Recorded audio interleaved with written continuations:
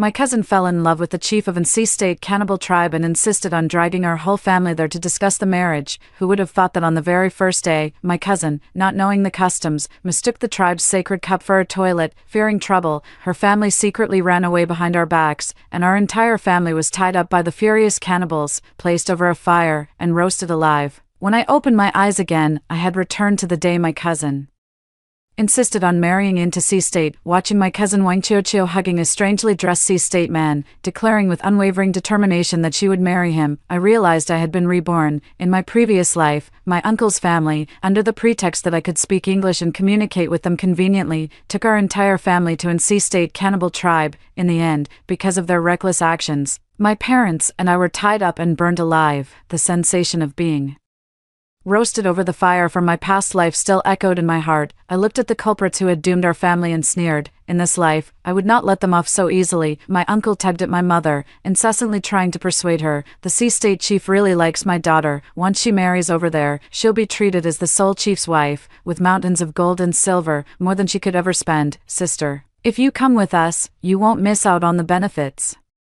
Hearing my uncle's delusional words, I couldn't help but find it laughable. What mountains of gold and silver could there be in a cannibal tribe? My uncle was simply blinded by wishful thinking, imagining the chief possessed vast wealth that would allow him to soar to great heights. My mother hesitated. She also knew how dangerous sea-state could be and couldn't make up her mind. Just then, my cousin Waiti, who had been silent all along, suddenly clutched her stomach and glanced sweetly at the chief beside her. Auntie, please come with me. I'm already pregnant with Jacob's child. He's the only one for me in this lifetime. I looked at my mother and said, Mom, let's go. It'll be a good chance to see the world. After all, once cousin marries into sea-state, we'll rarely get to see her. Let's see what kind of wonderful life she'll have in the future. I curled my lips into a smile. Of course we had to go, otherwise, how could we make them experience the agony of being tied up and burned alive? Hearing this, my mother no longer hesitated and booked plane tickets for our family to sea-state. As soon as we landed, a group of primitive people rushed over, circling around us and making all sorts of strange noises. People at the airport turned to stare. My uncle, however, felt immensely proud. Wearing a smug smile on his face, he said to my mother, "What's the use of your daughter going to university? She'd never get to witness a scene like this in her entire life, would she?" I pursed my lips and said nothing. Just because his daughter, Waiti, hadn't gotten into university, he seized every opportunity to mock me. When our group arrived at the cannibal tribe, my uncle was dumbfounded. There were no mountains of gold and silver as he had imagined, only dilapidated thatched huts and a group of primitive people with fervent eyes. He lost his composure on the spot, his eyes reddening as he gritted his teeth and grabbed Jacob by the shoulders. "Where are the mountains of gold and silver? Why is there only this worthless junk?" I smiled faintly. "Uncle, didn't cousin say she and the chief are true love? Then naturally, she wouldn't care about material conditions, right? It might be a bit lacking, but at least they won't have to worry about food and clothing." My uncle clenched his teeth, glancing at the group of primitive people behind him holding highly poisonous spears, and swallowed his words. However, the expressions on my uncle's family were extremely grim. Even the roasted feast the primitive people served was picked at disdainfully. "What kind of garbage is this? Even dogs wouldn't eat it. Take it away, take it away.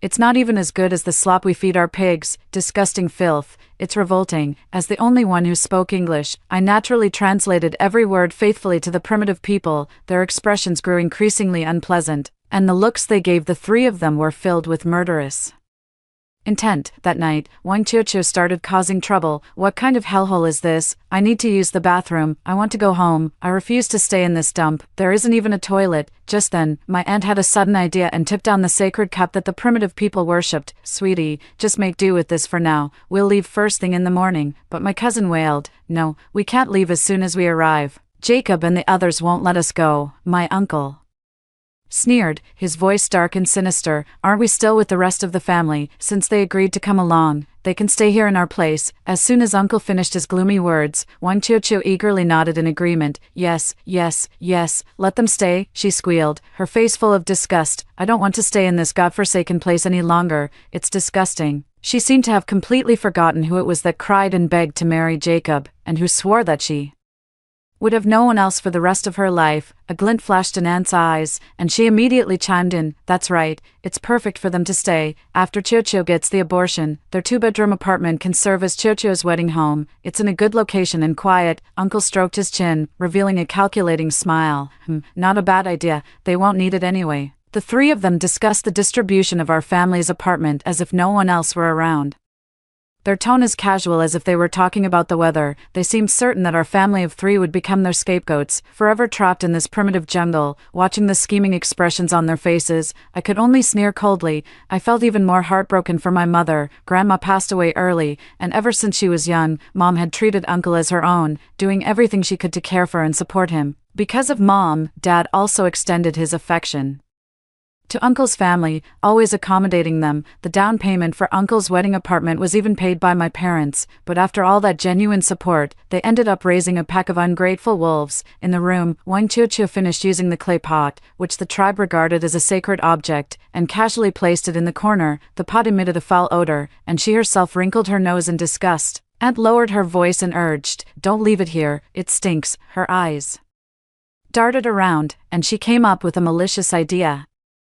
"Throw it near their hut, otherwise, if these savages find it tomorrow morning, won't they come after us?" Uncle nodded repeatedly beside her, like pounding garlic. "Yes, yes, yes, your aunt is right. Quick, throw it over to their side." He lowered his voice, a hint of barely concealed excitement and cruelty in his tone. "Let them take the blame for this." Wang Chuchu didn't hesitate either. She got up and left with the item. Hidden in the shadows, I watched her sneak furtively over to the thatched hut where we were staying. She glanced around, confirmed no one was watching, and gently placed the clay pot in the grass right next to our hut. After doing this, she ran back to her own hut as if she had just tossed away a hot potato. So that's how it was. No wonder in my past life, those primitive people tied up me and my parents without a word and treated us in the cruelest way. They were the real culprits all along. I took a deep breath, forcing myself to calm down. Only when the surroundings were completely quiet did I silently step out. I found the sacred cup that Wang Chuchu had discarded. Walking over to the thatched hut where Uncle's family was staying, I buried the sacred cup there. When I returned, my parents had already gone to rest. According to my memories from my past life, my uncle's family would sneak away tonight while it was dark and quiet. But what I didn't expect was that the 3 of them would come slinking back, looking utterly disheveled. Their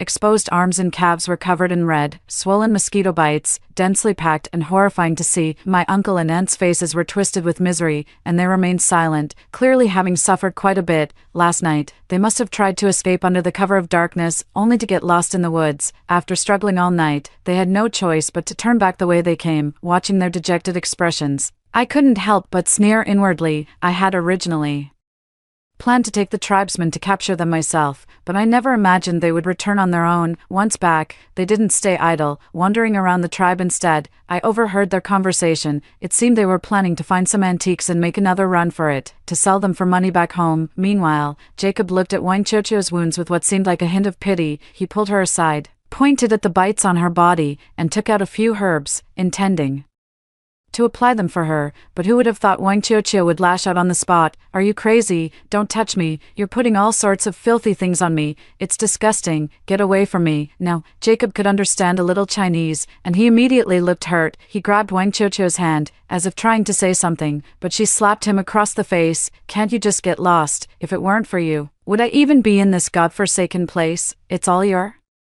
fault, you disgusting primitive. Get away from me." The moment that slap landed, the eyes of the entire tribe fell upon them. Already displeased with her disdain for their food the day before, everyone now gathered around, their sinister gazes fixed intently on Wang Chuchu. My uncle rushed in front of her, shielding her with his arm, and glared at the people before him. "What do you think you're doing? You bunch of worthless relics still living in the primitive age, dare to lay a finger on my daughter and see what happens. She's the chieftain's wife of your tribe. I'd like to see who dares." Watching their behavior, I thought to myself that this family truly was the epitome of foolishness. Relying on Jacob's affection for Wang Chuchu, they ran amok in this primitive tribe, spoiled rotten by my parents. But here, no one would indulge them. Just then, an elderly tribesman stepped forward, his gaze fierce and fixed on Wang Chuchu. He seemed to hold a higher status than Jacob, with a Wave of his hand, a group of people brought over a wooden chest, from which came a chilling, hissing sound. He opened his mouth, as if reciting some kind of incantation. Wang Qiuqiu sensed something was wrong and tipped 2 steps back, her eyes wide with terror as she looked at me. What are these worthless people saying? I could only barely make out a few words, but it was enough. They say you've been bewitched by a witch.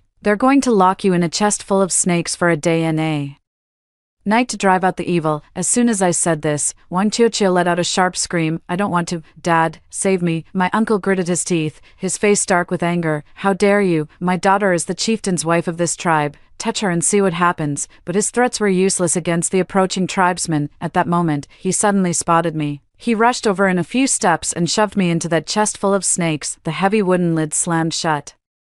Immediately, Uncle firmly closed the boxes and plopped himself down on top of them, his weight pressing down to ensure I couldn't possibly escape. My parents stared in disbelief, their expressions frozen for an instant before morphing into horror and rage as they screamed and rushed forward. Wang Ziyao, what are you doing? Mom's voice was shrill, laced with a broken sob. They desperately tried to pull Uncle off the boxes. Dad used all his strength, his face flushing crimson, but Uncle sat on the boxes like an immovable mountain, not budging an inch. He even shifted into a more comfortable position. Then Aunt and Wang Qiuqiu reacted too, scrambling onto the boxes, terrified I might get out. Sister, brother-in-law, he said, his tone devoid of any guilt, almost as if he were granting a favor. I only have Qiuqiu, one daughter. She's been pampered since she was little and is terrified of snakes. Locking her in there would kill her. Xiaoye has always been sensible and dotes on her cousin Qiuqiu the most. Let her take Qiuqiu's place in this ordeal. It's fine. Kids are tough. She'll be out after a day and a night. He spoke lightly,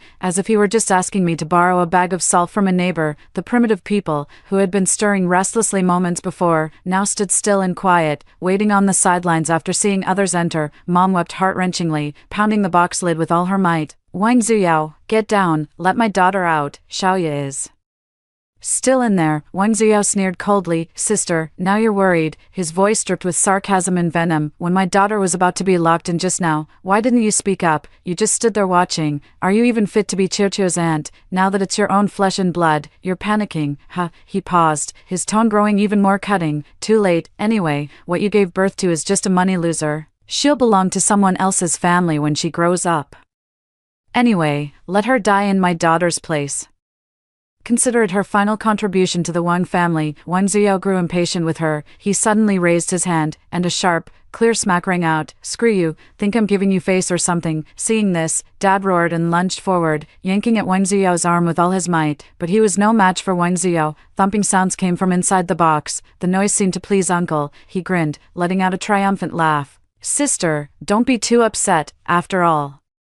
I'm your brother. Once Xiaoye is gone, you can focus all your efforts on nurturing Qiuqiu from now on. She's the only heir to our Wang family line. My parents wept in despair beside them. The sound of their hopeless cries filled the air. Yaya, it's all our fault. We shouldn't have come. We're sorry. Yaya, Uncle's family remained unmoved, watching coldly as my parents cried. Only when the wooden box fell completely silent did they exchange a glance and jump down from it. My parents seemed to sense what had happened. Dad, eyes red, let out an angry scream. Wang Ziyao, you beast, if anything happens to my daughter, I will never let you get away with this. Uncle's family retreated a few steps as a group of primitive people stepped forward and pried open the wooden box. The sides of the box fell outward, kicking up a cloud of dust. I stood in the center of the box, holding a snake in my hand, while the other small snakes scattered in all directions the moment the box opened. Everyone present stared at me in shock. How is this possible? Wang Ziyao looked at me, his face deathly pale, as if he couldn't believe I had emerged alive from a nest of snakes. I sneered coldly, having brought my parents to this place. How could I not come prepared? While researching, I had learned about this tribe's tradition, so I had prepared realgar and a stun baton in advance. I had sprayed realgar water on my and my parents' clothes, just in case, when I was locked inside, even though the sight of the snake pit before me made my scalp crawl. I still grabbed the largest snake king at the forefront in order to survive. I stunned it with an electric baton, and naturally, the remaining smaller snakes dared not approach me. A group of primitive people saw me and suddenly prostrated themselves on the ground, bowing to me in worship. Even Jacob spoke up. In our tribe, anyone who can survive exorcism and emerge alive is the purest soul, the saintess of our tribe, though I couldn't understand his words. My uncle's family paled at the sight. Finally grasping the situation, I pointed at them and uttered a few words. The group of primitive people approached them once more, forcing them to retreat step by step. Just then, Wang Qiuqiu noticed Jacob standing to the side and rushed over, clinging to his leg. "Jacob, I was wrong. I didn't mean it earlier. I'm your wife, and I'm carrying your child. How can you bear to let this bitch bully us? What, saintess or not, aren't you the chief of this tribe?" Wang Qiuqiu looked up, shooting me a venomous glare as she gritted her teeth. "Jacob, kill her. From now on, I'll stay here, bear your children, and never run away again." Jacob paused, his sinister, bloodthirsty gaze falling upon me as he slowly raised his hand. My heart skipped a beat, and cold sweat instantly broke out. Slap! A crisp, sharp sound echoed through the air. The slap landed squarely on Wang Qiuqiu's face. Staggering from the blow, 5 distinct finger marks quickly appeared on her fair cheek, swelling red and hot. She covered her face, her eyes filled with disbelief as she stared at Jacob in shock. Her lips trembled as if she wanted to say something, but no sound came out. Jacob's expression was terrifyingly dark, his eyes brimming with violence. He glared at Wang Qiuqiu, his voice as cold as ice shards. "Who do you think you are? How dare you question the saintess?" Wang Qiuqiu couldn't understand his words, but she felt only terror. Her body trembled, and tears instantly welled up in her eyes, a mix of fear and grievance. I'm carrying your child, Jacob," she sobbed, trying to appeal to his mercy, but Jacob remained unmoved. I let out a sigh of relief. A group of primitive people immediately rushed toward Wang Ziyo and the others. Seeing the situation turn against him, Wang Ziyo's face changed drastically as he tried to resist. "What are you doing? Let me go. I'm her uncle." They quickly subdued the group, binding their hands behind their backs with vines. Wang Qiuqiu trembled uncontrollably. "Jacob, save me. I was wrong. I was really wrong." But Jacob merely watched coldly, his eyes devoid of any emotion. Soon, Wang Ziyo, his wife, and Wang Qiuqiu were all tightly bound and shoved around like livestock. Just then, my mother regained consciousness. She had fainted earlier from extreme fright and grief. Seeing me, she pulled me into her arms and burst into loud sobs. Wang Ziyo, his hands bound behind his back and held by 2 tall tribesmen, struggled fiercely, the veins on his neck bulging. When he saw my mother holding me and crying, his gaze swept over us. His bloodshot eyes held not a trace of guilt but were instead filled with venomous resentment and unwillingness. "What are you crying for? She's still alive, isn't she?" he roared hoarsely, shattering our brief moment of peace. My mother's sobs abruptly stopped. She slowly raised her head,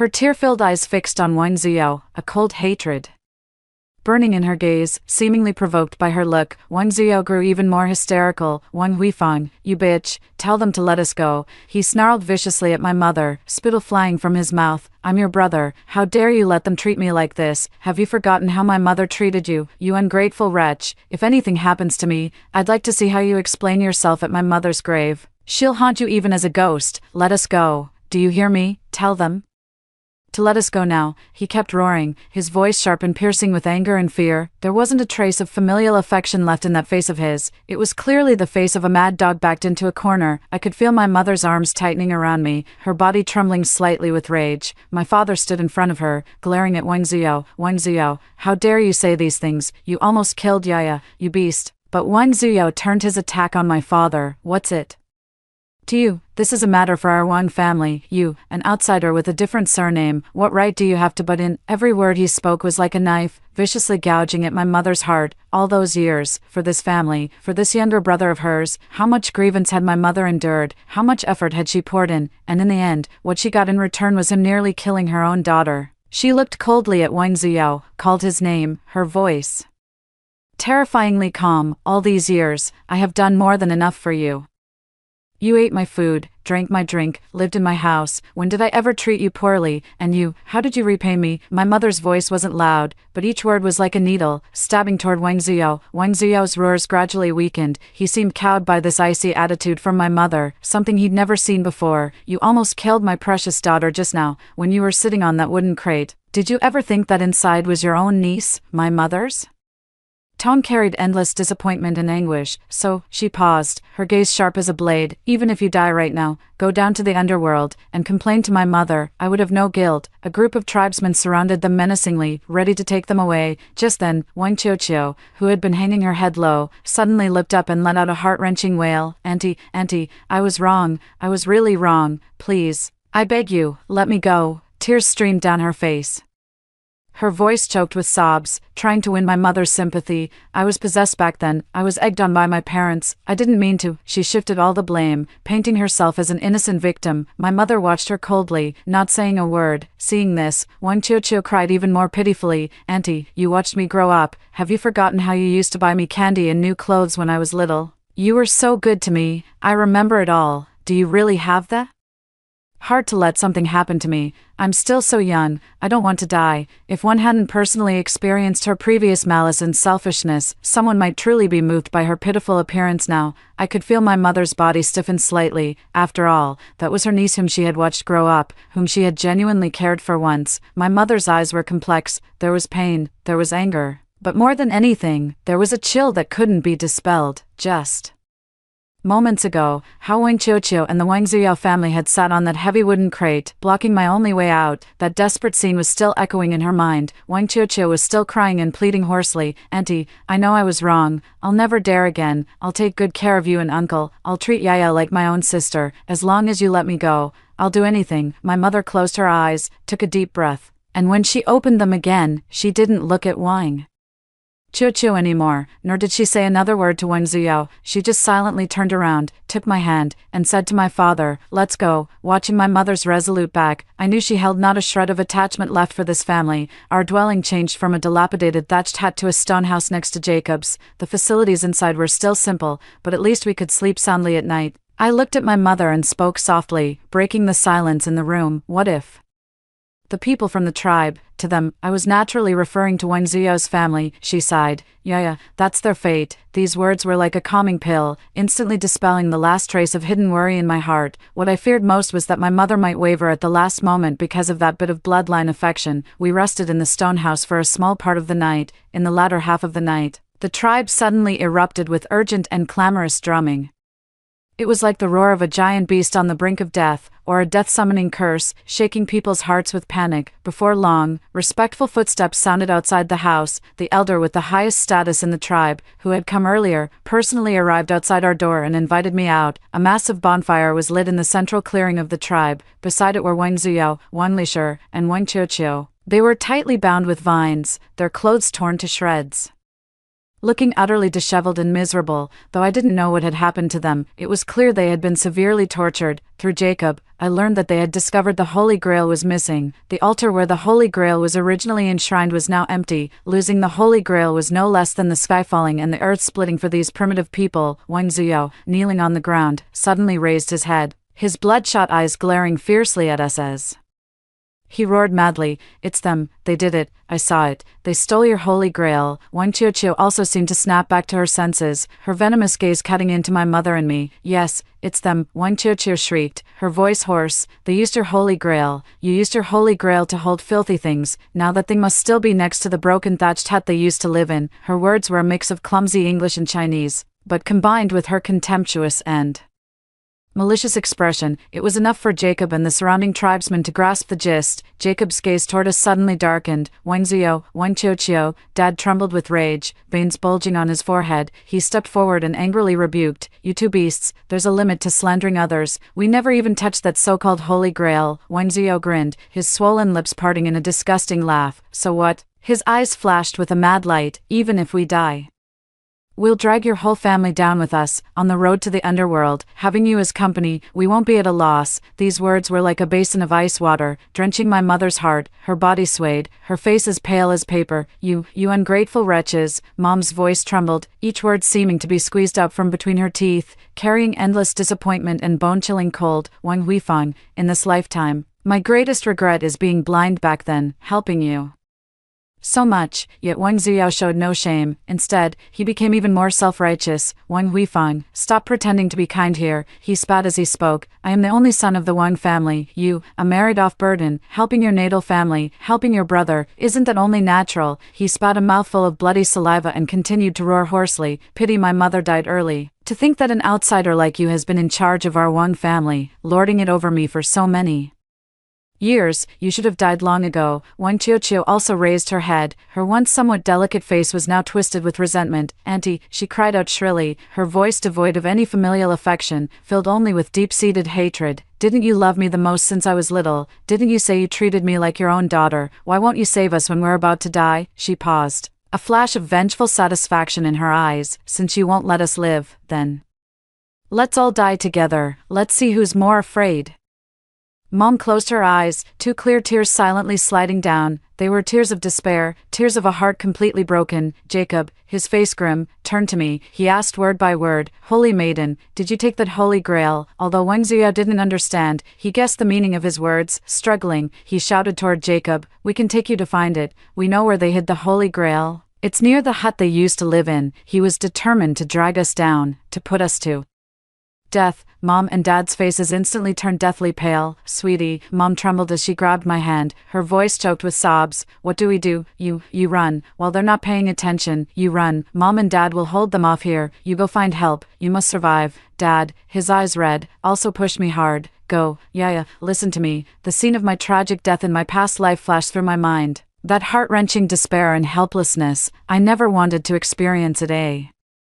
Second time, how could I abandon Mom and Dad again and escape alone? I took a deep breath, suppressing the storm of emotions in my heart. "Don't worry, Mom, Dad." My voice was calm, yet carried an unshakable strength. "We'll be fine." I raised my head, meeting Jacob's scrutinizing gaze, and also the venomous, triumphant looks of Wang Ziyo and Wang Qiuqiu. In this lifetime, I would never let them succeed. Wang Qiuqiu led the way, bringing the entire tribe to the area near the thatched hut we used to live in, and pointed to a clump of tall grass. "Here, right here." Jacob glanced at her and had someone go search. The result was obvious, nothing. Wang Qiuqiu was clearly taken aback. "Impossible. Did you search carefully?" "It's right here." Two more people arrived and thoroughly searched the small hut from front to back, but still found nothing. The primitive people weren't fools either. They finally realized they had been tricked and glared, making threatening, intimidating sounds. Wang Qiuqiu's eyes were panicked, refusing to believe it, and she stepped forward herself, but she also couldn't find any trace of the Holy Grail. "Impossible. It can't be. It was right here. I put it right here," she kept muttering, her eyes frantically searching the ground. Wang Ziya was frantic with anxiety and also stepped forward, but he found nothing either. Taking advantage of the fact that the primitive people couldn't understand, he shouted at Wang Qiuqiu, "Where did you put it?" Just then, I sneered. "Do you think our family are fools, that we'd willingly let you manipulate us like this?" I looked at Jacob. "I know where it is." Jacob frowned. "Don't lie to us." I led them to the small hut they had stayed in before and pointed to a spot behind it. "Right here. Start digging." A group of primitive people indeed stepped forward and began digging, and sure enough, they found the Holy Grail. The Wang Ziyo family instantly turned deathly pale. Wang Qiuqiu shook her head in disbelief, then suddenly looked up and glared at me with venomous eyes. It was you, that bitch, who planted it here. It's all because of you." I sneered coldly. "What? You can scheme against us, but we can't scheme against you. Even if I did bury that Holy Grail, it's all because you brought it upon yourselves. If you hadn't been so reckless, taking the Holy Grail to use as a toilet, how could things have ended up like this?" Wang Qiuqiu glared at me fiercely, while the other two looked ashen-faced, clearly aware that there was no way to turn things around now. A group of furious tribesmen rushed forward, tied them up, and bound them to wooden poles as thick as a bull's mouth. The bonfire in the center of the tribe was burning brightly, and the three of them were carried toward the flames. Realizing what was about to happen, they immediately began screaming and begging for mercy at the top of their lungs.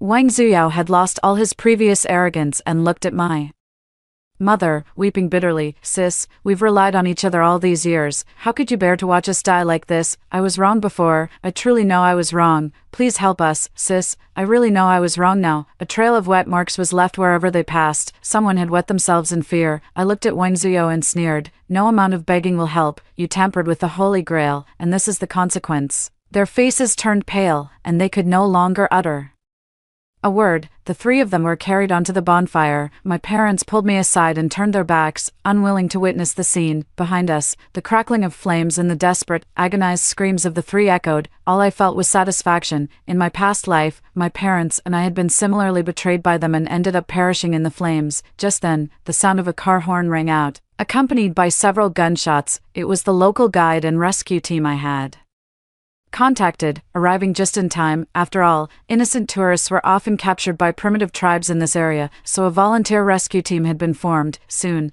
the three were rescued from the bonfire, but they had suffered severe burns. Even if they survived, they would suffer for the rest of their lives. They were rushed to the hospital, while my parents and I were taken to a safe place. We bought tickets and returned to our home country. It wasn't until several months later that the three of them were out of danger and returned home. However, the skin on their entire bodies had been burned away, and their faces were especially horrifying. Every day during bandage changes, the agonized, desperate wails of the family of three could be heard. My mother sold their house to pay for their hospital bills, allowing them to undergo skin graft surgeries and live a somewhat normal life in the future. This was the last act of mercy she could offer. What had happened in the tribe had truly broken my mother's heart, and she no longer wanted anything to do with this family. After being discharged from the hospital, the family barely managed to survive, but, having lost their house, could only rent. However, no one was willing to rent to them. In the end, they had no choice but to slink back to their hometown, where they found a few dirty and exhausting jobs nearby, barely scraping by. Wang Ziyao once tried to call my mother, but his number had long been blocked by her. Our family also sold our house and left the city, making sure they could never find us again. Left with no other options, they could only spend the rest of their miserable lives in their old home. I wonder if, in the quiet of midnight, they ever regretted the decisions they made out of greed. As for me, I took my parents traveling and eventually settled in a coastal city. We lived happily ever after. After hearing the first story above, what are your thoughts? Feel free to share your opinions in the comments section. Next, there is another similar story. Let's continue to see. The apocalypse descended, and I awakened a fire-based ability, becoming the most sought-after combatant in the wasteland. My childhood friend Peiwen, however, hadn't awakened any ability at all. Standing beside me, he clutched a faded cloth doll tightly in his palm. He hung his head, long lashes veiling the emotions in his eyes. Like an abandoned young animal, my heart softened completely, until a few lines of bullet comments drifted before my eyes. LOL, the female lead still thinks the villain is weak and helpless, but that thing in his hand is a voodoo doll, such a deadly weapon, and yet this scheming villain spends the early stages just using the doll to harass the female lead, a perfectly good puppet doll, almost used like a synesthesia doll. Before my confusion could fade, someone gave my butt a light, ambiguous, and deliberate squeeze. I whipped my head around and met Peiwen's clear, innocent gaze. His fingertips still rested on the cloth doll's head as he smiled, pure and untainted. Xixia, what's wrong? You look pale. And I saw clearly, the hem of the cloth doll beneath his fingertip was stained with dust identical to the smudges on my pants. On the day the zombie apocalypse descended, I awakened a fire-based ability. The flame that shot out from my palm burned me so badly I stumbled backward, yet I foolishly laughed out loud. This thing is awesome. It can roast zombies outside and keep me warm or cook food inside. It's practically the must-have practical ability for traveling, but my childhood friend Peiwen, who escaped with me, didn't awaken any ability at all. He just inexplicably ended up with a cloth doll in his hand. The doll was about the size of a palm, featureless, lying limp in his palm, looking utterly harmless. I studied it for a long time but couldn't figure out what it was for. Peiwen, however, stared fixedly at the doll, his expression shifting unpredictably. In the end, he solemnly tapped the cloth doll into the inner pocket of his clothes, carrying it with him at all times. I felt sorry for him back then. Having grown up together, he was introverted, and I was like a guardian angel protecting him. Now that the apocalypse had arrived, with no awakened ability, how was he going to survive? I patted my chest and said, "Don't be afraid, big sister's got your back." Peiwen looked up at me, his eyes slightly red, and nodded. That look of his was so obedient it made my heart ache. I quickly forgot about the little incident with the doll, until 3 days ago, when strange things started happening one after another. That day, I was lying on the bed pretending to sleep. Suddenly, an inexplicable tingling sensation washed over me. It felt as if someone was gently stroking along the curve of my back with their fingers, both itchy and numb. Thinking a zombie had ambushed me, I sprang up like a carp leaping out of water. But aside from Peiwen lying on his side with his back to me, there wasn't even a ghostly shadow around. My movement woke him up. He rubbed his eyes and sat up, his voice lazy. "What's wrong?" My mind went blank for a moment. I felt like someone was touching me just now. Peiwen gave a gentle smile. "Maybe you were too tired during the day and had an illusion." Maybe. I lay back down and didn't think much of it. But the next morning, when I got up to brush my teeth, something strange happened again. My throat suddenly felt extremely uncomfortable, as if Someone was poking at the back of my throat. I reflexively started dry heaving uncontrollably, tears welling up from the physical reaction, but aside from the foam from brushing my teeth, there was clearly nothing in my mouth. I clutched my neck, whimpering helplessly, even trying to use my fingers to pull out whatever was in my mouth, but when I probed inside, it was completely empty. Hearing the commotion, Paywin hurried over and gently patted my back, and I finally caught my breath, looking at my disheveled state. He muttered something under his breath. His voice was too soft for me to make out. After that, these faint, elusive touches became more frequent, sometimes on my waist, sometimes on my thigh, sometimes in more private places. These touches were always just teasing, impossible to ignore yet impossible to resist. I once suspected that I might have been haunted by something unclean, but I never once thought of Paywin. After all, if a zombie apocalypse could happen, a few ghosts or monsters wouldn't be strange either, until now, when several lines of semi-transparent text suddenly floated before my eyes. LOL, the female lead still thinks the villain is weak and helpless, but he's actually holding a voodoo doll, such a powerful weapon, and yet this creepy villain just uses the doll to harass the female lead in the early stages. What a perfectly good puppet doll. Almost used as a synesthesia doll instead. I froze. What the hell? Bullet comments. I rubbed my eyes. The words were still floating by, one after another. Finally got to this part. The female lead is about to discover the truth. This repressed villain, with this kind of ability, doesn't go fight zombies but spends every day tormenting the female lead. Unbelievable. What do you all know? This is called foreplay. My mind exploded with a buzz. Voodoo doll, synesthesia doll. So all these days, it was Paywin touching me. Just as I was confused, that inescapable, unavoidable touch came again. This time, it was even worse. My face flushed bright red, and right now, I was bathing on the rooftop of the dormitory building. A huge, transparent block of ice had formed on our dormitory rooftop, and it looked pretty clean. I took off my clothes, walked barefoot onto the ice, and melted a pool of water. The outdoor temperature has already dropped to minus 70 degrees Celsius. The sky is gloomy, with occasional snow flurries, but to me, it feels like nothing more than a gentle breeze. However, things have now become awkward. Someone is harassing me from a distance. The barrage of comments in front of me is providing real-time updates. Damn, where is he touching? Wow, he's using his mouth now. What are you talking about upstairs? Why was it censored? Holy shit, holy shit. The villain looks so refined, but he knows a lot.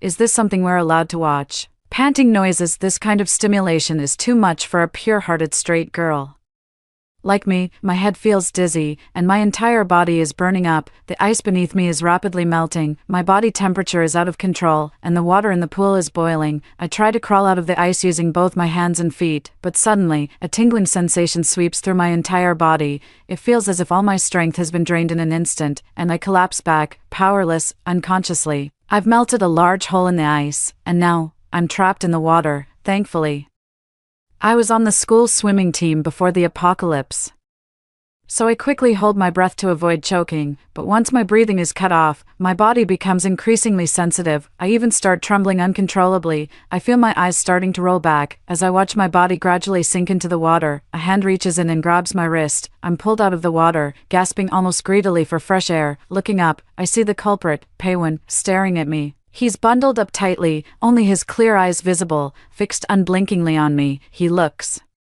utterly innocent. Shishia, what's wrong with you? What's wrong with me? What do you think is wrong with me? A torrent of curses is stuck in my throat, but looking into those clear eyes, I can't bring myself to say them. My lips twitch, and I manage to say, just help me out first. Damn it, my legs feel weak. Paywin slings my arm over his shoulder and wraps his arm around my waist. Maybe because we're too close, I can clearly hear him swallow. I quickly evaporate the water from my body, put on my clothes, and flee from the rooftop as if escaping. It wasn't until I ran back to the dormitory that I belatedly realized, why did I run? I'm the victim here. By sorting through the barrage of comments, I finally understood the current situation.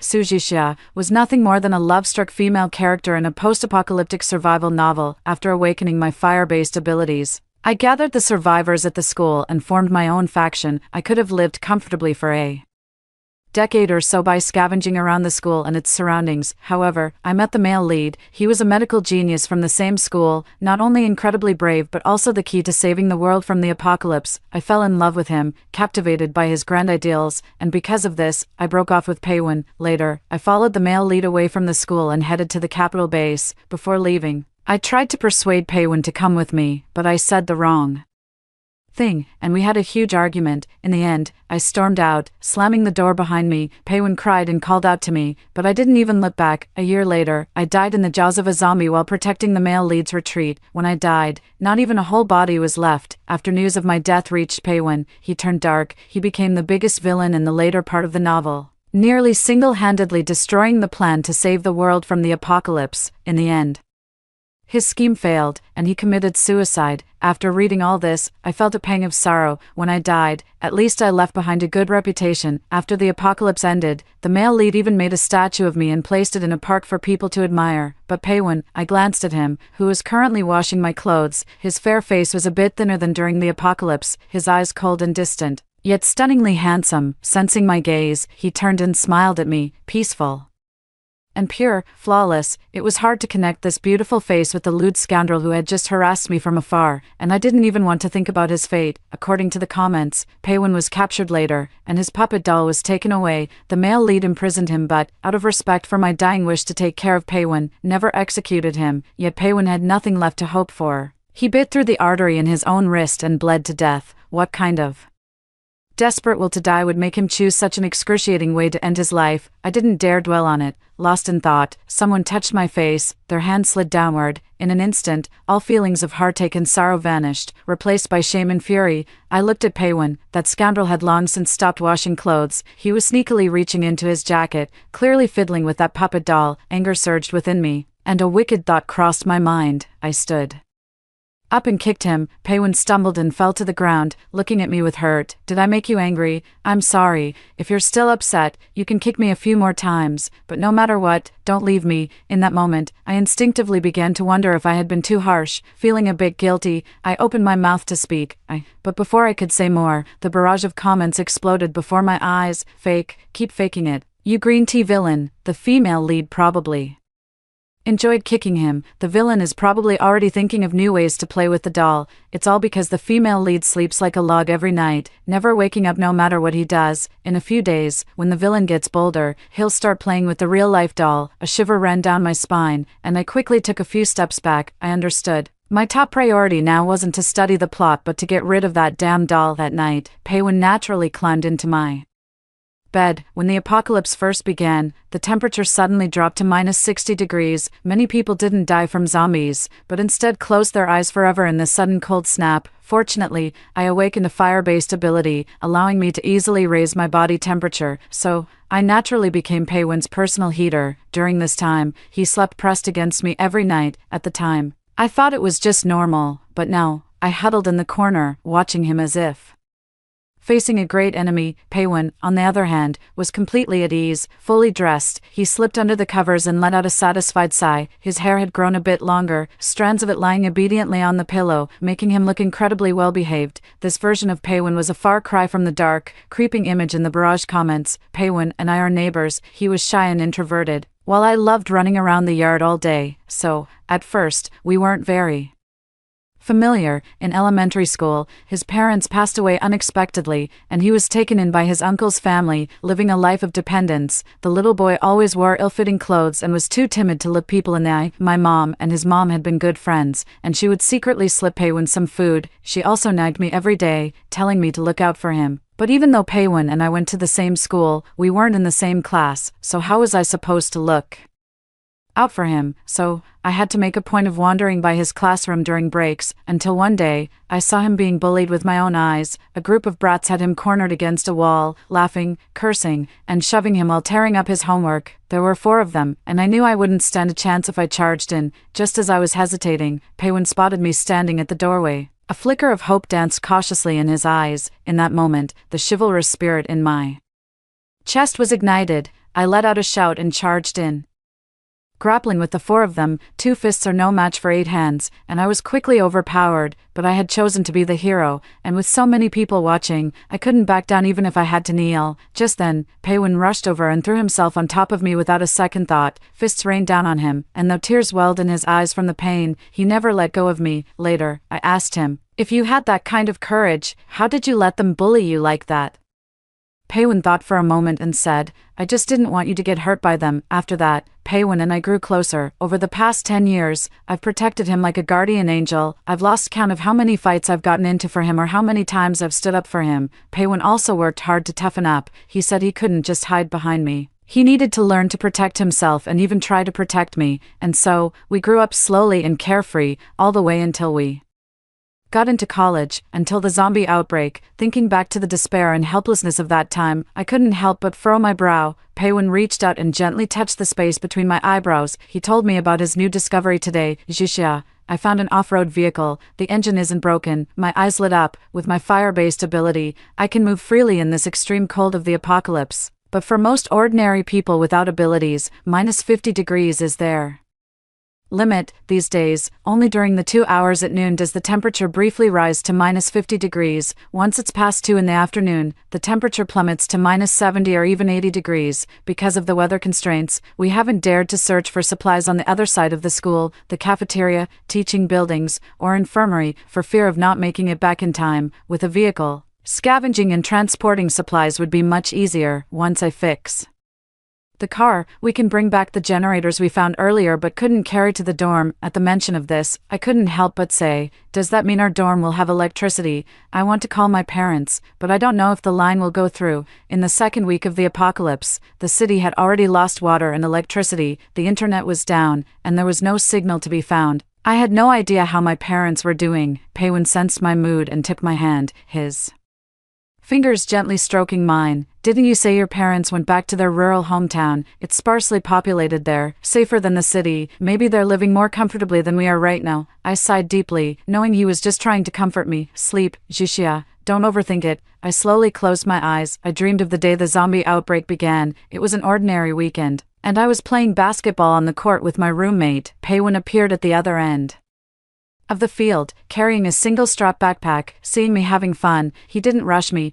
Instead, he sat cross-legged on the grass, took out his laptop, and started studying. Just then, a scream suddenly came from outside the court, then came cries and wails. I turned to look and saw a girl pounce on another girl, knocking her to the ground. At first, I thought it was just an ordinary scuffle. It wasn't until a large amount of blood splattered all over the people nearby that everyone realized the danger. The crowd erupted into chaos, some calling for an ambulance, others looking for teachers, and some huddling together in fear, crying uncontrollably. Everything was a mess. I sensed something eerie in the air and instinctively stared straight at the commotion. Then, I watched as the girl who had already fallen to the ground twisted her limbs and stood up. Her skin had turned deathly pale from excessive blood loss, with black lines spreading across her body like veins. The wounds on her arms and neck were exposed to the air, a horrifying sight. Her eyes were empty and lifeless. Danger. I turned and rushed toward Peiwen. By then, he had taken off his headphones and was looking around in confusion. Without a word, I grabbed his hand and pulled him toward the other side to escape. After that, everything became chaotic. I fled in a panic, trying to find a way out, but there were too many zombies, and they soon cornered us.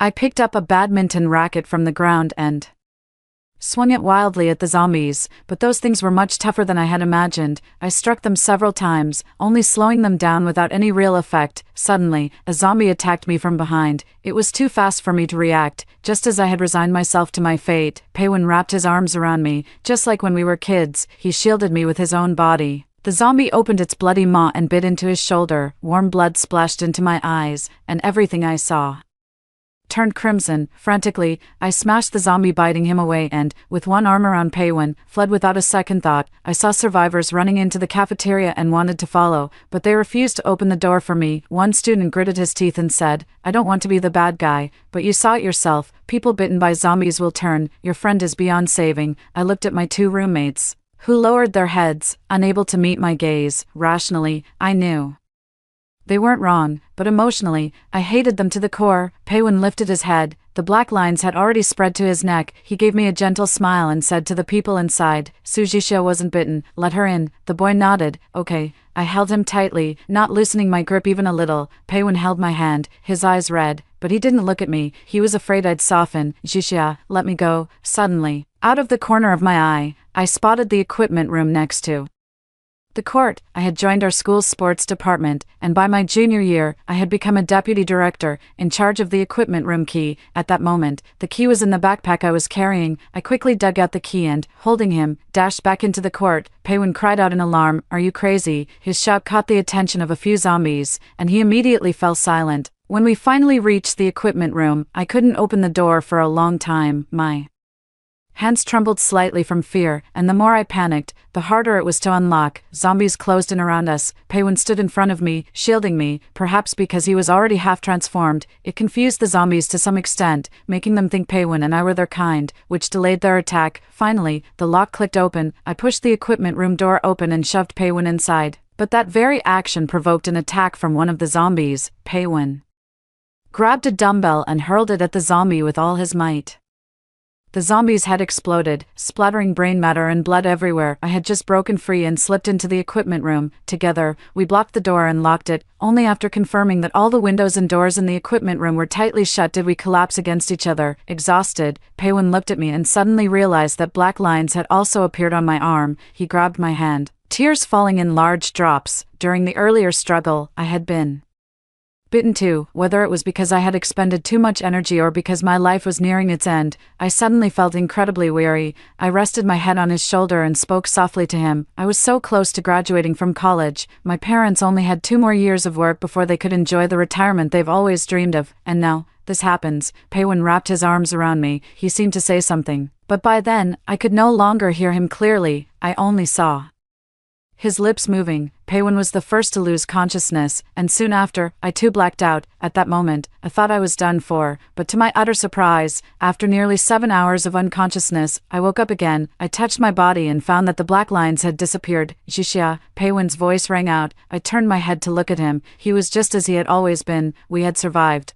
The joy of escaping death made me hug him tightly. A long while later, Paywin mumbled, "Hot, it's a bit hot." I let go of him and looked at my hands, only then realizing that I had awakened a fire-based ability. If those bitten by zombies and surviving could awaken abilities, what had Paywin awakened? I looked at him curiously and asked, "Do you feel anything different?" "Feel?" Paywin touched his body, and he seemed to find something. He reached into his chest and pulled out a cloth doll. "What is this?" Paywin stared blankly at the doll, ignoring me. I poked his arm. "What's wrong?" Paywin looked at me and suddenly smiled, a smile completely unlike his usual obedient self. Then, under my gaze, he cradled the doll in one hand while slowly stroking it with the other. In an instant, a tingling, numbing sensation enveloped my entire body. Paywin's movements grew bolder and bolder. He played with the cloth doll, but his eyes never left me, staring unblinkingly, like a venomous snake eyeing its prey. Dangerous, mysterious, and utterly seductive. The next moment, my eyes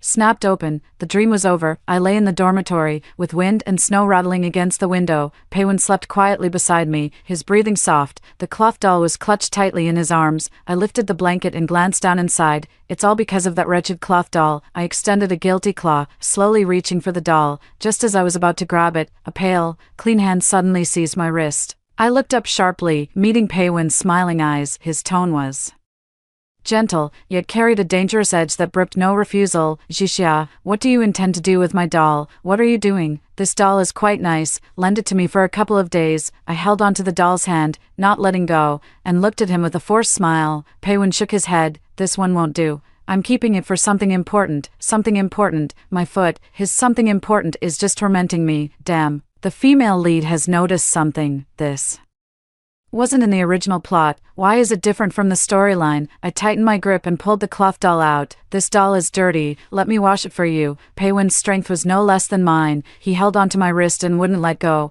"Come on, I've washed all your clothes from head to toe. Have you ever lifted a finger?" I pulled again. "It's too ugly. It doesn't even have a face. Let me touch it up for you." He pulled back again. "I like it just the way it is, without any features." "What is this? A battle for the daughter's chastity? If these two get together, maybe the female lead and the villain won't die." "Go, female lead." The voodoo doll loses its power once it's more than 50 meters away from its host. No. If the voodoo doll is gone, my benefits are gone too. "Villain, go for it. Don't let go." "I bet a pack of spicy sticks the female lead will win. She's an offensive powerhouse. A top-tier expert even in the apocalypse." "Not necessarily." The Villain has already deeply bonded with the voodoo doll. He doesn't need to lift a finger now. Just a thought can activate it. Wouldn't that be he? I didn't understand what that comment meant, but I knew that if I let this damn doll stay in Pei Wen's hands, there would be endless trouble. I already had a plan. As soon as I snatched it, I'd run to the balcony and throw this damn doll right out the window. With the strength I gained after awakening my powers, throwing it a few hundred meters wouldn't be a problem. I threw off the blanket and straddled Pei Wen's waist to get more leverage. For some reason, Pei Wen's grip on the doll suddenly loosened, and I snatched it away easily. I rolled off the bed and ran toward the balcony, but just as I took a step, my whole body froze, and I collapsed to the floor. It was too intense, far more overwhelming than yesterday. Every sense in my body, from head to toe, was forcibly heightened, my vision blurred with flashes of white, and I trembled uncontrollably. Pei Wen leisurely walked over to me. He gently brushed my cheek and tucked the stray hair away from my forehead. Feigning ignorance, he asked, "Jixia, are you okay?" My throat quivered. "Pei Wen, you did this on purpose." Pei Wen shrugged. "I have no idea what you're talking about." I watched helplessly as he took the doll back into his arms. "The floor is dirty. Let me help you up." He wrapped an arm around my waist and lifted me. I was forced to lean most of my weight against him, looking at my disheveled state. A flicker of satisfaction flashed in his eyes. "You bastard, let me go." Pei Wen chuckled, his tone full of mischief. The sensitivity of my entire body seemed to have been dialed up another notch. Instinctively,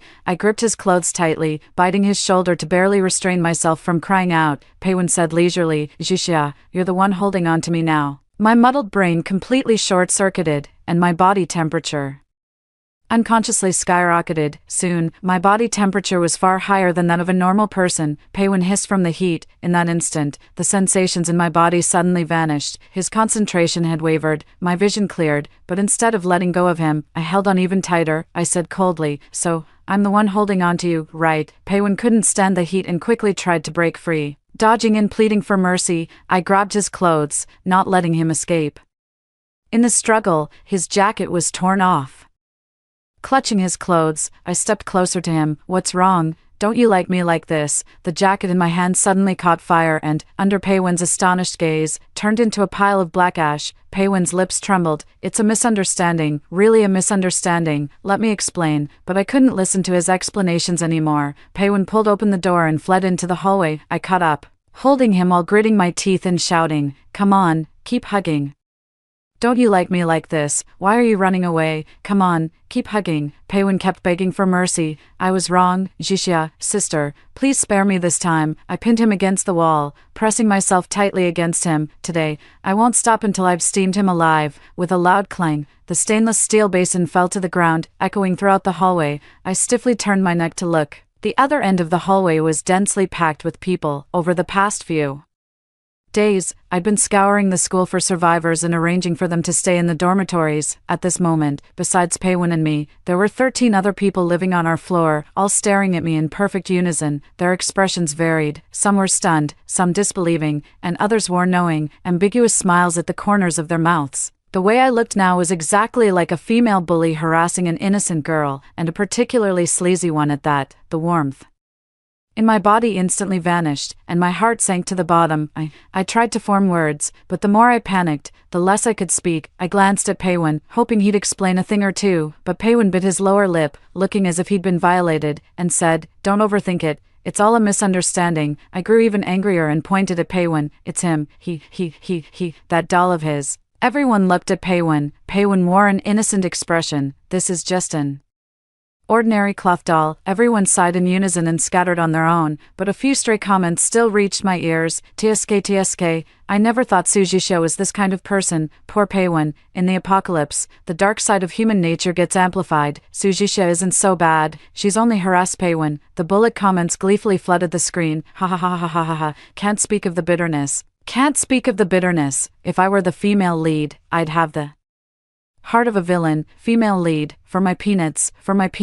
Why did the villain suddenly turn so manipulative? Did you forget? There are several survivors who secretly admire the female lead. The villain isn't manipulating the female lead, he's manipulating his rivals. My hands slowly clenched into fists. Pei Wen pressed himself tightly against the wall, and at this moment, he was genuinely a little scared. He swallowed hard. "Calm down." I looked at him and threw a punch. Half an Hour later, fully armed and expressionless, I announced to everyone, "Today, our target is Building 6 of the girls' dormitory." Paywin, sporting a black eye on one side, silently followed behind me. I glanced at him. "You don't need to come." Paywin nodded and said, "Okay." He looked pitiful. My heart softened, and I wondered if I'd been too harsh on him. Thinking this, my tone couldn't help but soften a little. "Didn't you say you found an off-road vehicle yesterday? Go fix it up quickly."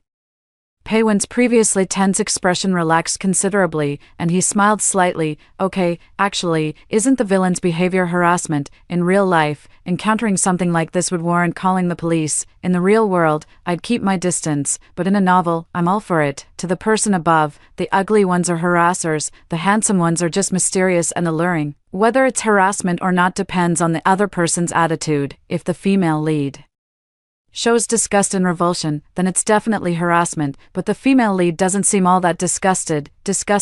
I thought about it carefully. To this day, I still don't dislike Paywin, nor do I find him disgusting. My gaze drifted to the last bullet comment. Not disliking means liking. What voodoo doll? It's just part of the female lead in villains play. I scoffed. What nonsense. I don't like him at all. The moment I stepped into the No. 6 girls' dormitory, I felt something was off. It was unnervingly quiet. Even if everyone was dead, there should still be wandering zombies around, but here, there was nothing. That could only mean one thing: an ability user had taken over this dormitory building and cleared out all the nearby zombies. I stopped my teammates, who were about to enter, and said firmly, "Fall back," as expected of the female lead's rival. Decisive enough. This building has already been taken over by Chinwonha, that trash, relying on his water based ability, not only seized all the supplies in the entire dormitory but also forced the surviving girls to be his slaves. What a despicable scumbag. In the apocalypse, the most terrifying thing is the human heart. Chinwonha's ability naturally counters the female lead's rival. Retreating now is the wisest choice, but it's already too late. My eyes widened instantly, and I immediately went on high alert. Water surged out from the corridor like a tidal wave, crashing toward us. "Run," I shouted. At this temperature, getting drenched would mean certain death. Even I could only protect myself at most, with no way to look out for the others. We all retreated from the dormitory building, but the water didn't stop. It seeped into the thick layer of snow, winding toward us like a venomous snake. As I ran toward higher ground, I glanced around and finally spotted Chinwonha on the rooftop of Building No. 6. He looked down at us from above, reveling in the thrill of hunting us. I knew that unless this man died, none of us would escape. I turned to the other team members and gave a simple order: "You go back, I'll cover the rear." Without waiting for their response, I turned and ran toward Building No. 6. Water mixed with ice howled as it surged toward me. I was soon drenched from head to toe, and tiny shards of ice left bloody scratches on my face, but I didn't retreat. Instead, I plunged headfirst into the water. After awakening my ability, my physical condition had improved significantly compared to ordinary people. Even without using my ability, I could still move freely through waist-deep water. I had to get close to Chinwonha to have any chance of winning, but Building No. 6 was still gushing water relentlessly. Trying to reach the rooftop through the bone-chilling ice water seemed almost impossible. Just then, a girl from the neighboring No. 7 dormitory poked her head out and waved at me. A black hole appeared in front of me. The barrage of comments went wild. "It's the female lead. The female lead's spatial ability is so cool, so awesome, so awesome." The iconic scene is here, the meeting between the female lead and her rival, female lead's rival. "Hurry over, the female lead can help you." I had to take the gamble. Clenching my teeth and closing my eyes, I charged into the black hole. When I opened my eyes again, I was standing in the corridor of Building No. 7. A girl with a ponytail, neat and delicate, stood opposite me. As soon as she saw me, she cut straight to the point without any unnecessary words. "Have you ever seen someone killed?" I nodded. The female lead, Song Siwa, spoke to me at an incredibly fast pace. "You keep him occupied. I'll find a chance to strike." After using her black hole to send me into Building No. 6, Song Siwa left, and I pushed open the door leading to the rooftop. The moment I stepped onto the rooftop, ice-cold water poured down on me. I didn't dodge or evade. Instead, I raised my body temperature to its limit. As soon as the water touched my skin, it sizzled and evaporated into white steam, leaving me completely dry. Chinwonha stood not far away. It was only then that I realized I had seen him before. In the university campus before the apocalypse, we had briefly crossed paths. There was a cafeteria window that made particularly delicious braised pork ribs. Whenever they were available, I would make sure to get some. But that day, our class ran late. By the time I hurried to line up, there were only a few ribs left, just as it was about to be my turn. The person in front of me bought all the remaining ribs in one go. That person was Chinwenha. That noon, I glared angrily at Chinwenha, watching him eat with a blissful expression, grease dripping from his mouth. I was so furious that even the food in my mouth lost its flavor, and now, Chinwenha's face was twisted, his expression manic, according to the bullet comments. He not only kills people and steals goods but also rapes female classmates, those who disobey him are frozen alive into ice sculptures for his amusement. Did the apocalypse change human nature, or was it always like this? Chinwenha and I didn't exchange many words. We immediately launched an attack on him. Chinwenha's water-based ability counters mine, but unlike me, he can't withstand extreme cold. I'm also more agile and experienced, though I couldn't get close to him for the moment. He couldn't kill me either. As the outdoor temperature gradually dropped, Chinwenha's stamina began to falter. Just then, a black hole appeared behind him. Song Siua rushed out at lightning speed, pulled out a dagger from who knows where, and stabbed straight at Chinwenha. Success! I felt a surge of joy. No, not success. Someone grabbed Song Siua out of thin air. The tip of her blade was less than a fist's distance from Chinwenha. Chinwenha laughed maniacally. He turned to look at Song Siua. Little mouse, I've wanted to catch you for a long time. Before I could react, something tightly bound me and lifted me into the air. There was another ability user. He had been hiding somewhere, waiting for Song Siua to appear so he could capture us all in one fell swoop. Song Siua's hands were locked behind her back as she tried to open a black hole to escape, but with her hands restrained, her movements were severely limited, and the black hole she managed to open was no larger than a fist. Chinwenha ignored Song Siua's desperate struggle and turned his gaze to me.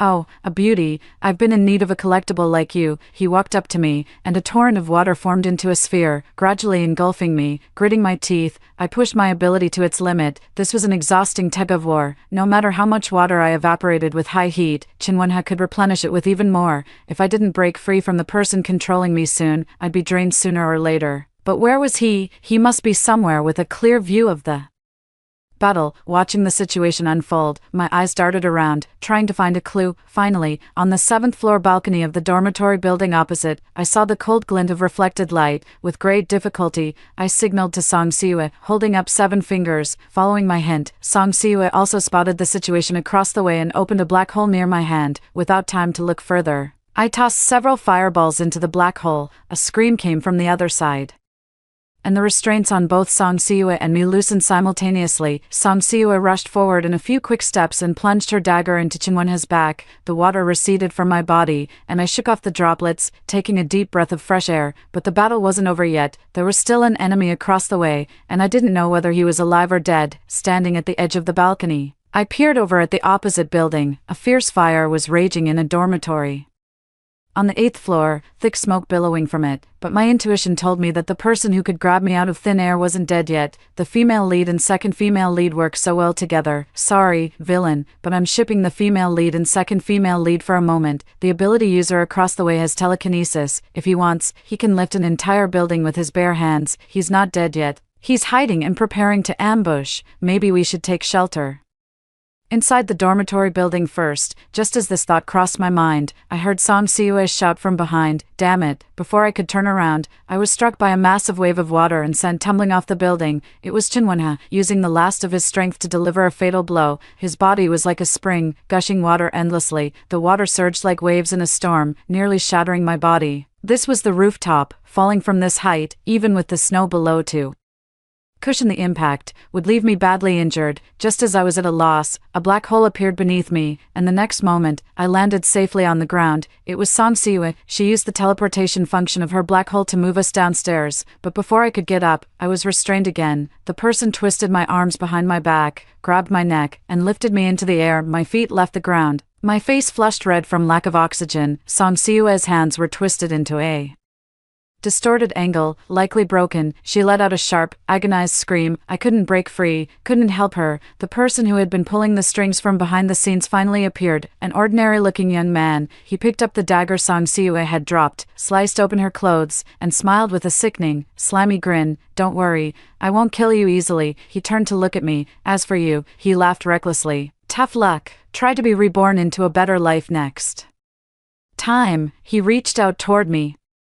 and I could feel the pressure on my body intensify, almost crushing me. Just as I was about to lose consciousness, the pressure suddenly vanished. I collapsed into the snow, the icy chill jolting me back to awareness. Struggling to lift my head, I saw the once arrogant young man now looking like a plucked chicken with its neck wrung. His desperate howls echoed across the snowy ground. Who is it? Show yourself." His limbs were slowly, methodically broken, blood gushing from the wounds and quickly freezing into clots in the bitter cold. Finally, his neck. The sky began to snow again. Paywin trudged through the snow toward us, clutching that voodoo doll in his hand. I let out a long sigh. This bastard finally put that damn doll to good use. I picked up Song Siue, and she only managed to save room 512, building 7, before passing out. I didn't dare delay and quickly took her to room 512. Inside, there were 3 other girls, one of them named Su Xiao, who had awakened a healing ability. In just 10 minutes, Song Siue's broken arm was completely restored. I watched in amazement. When I was about to leave, I noticed it was already pitch dark outside. Song Siue invited Paywin and me to stay the night in their dorm, and I gladly agreed. That evening, I started a fire. The flames flickered in the chilly dorm room, and the girls huddled around them, almost on the verge of tears. They had suffered far more than I had. When the apocalypse first arrived, I had unexpectedly